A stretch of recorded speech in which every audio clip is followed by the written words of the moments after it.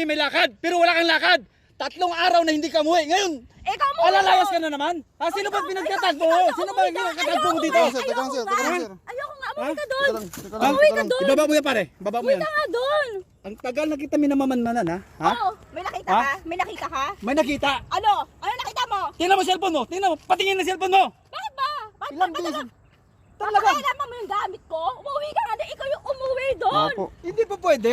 Ha? Ako po. Ano ba talagang gusto mo? Ha? Ha? Ano Ha? gagawin mo? Sige, Ha? lakas mo. Ha? Ano ba gusto mo ha? Ano? Ano problema mo? Sumakay ka dito. Ayoko nga. Hindi nga po pwede. Ayoko nga. Ako po. Sir, wag kang sir. Babayan, sir. Masawa mo, sir. Pare, Wag huwag mo ka ano yun. makialam dito ha. Hindi, Huwag sir, ka makialam dito. Umuwi ka na doon.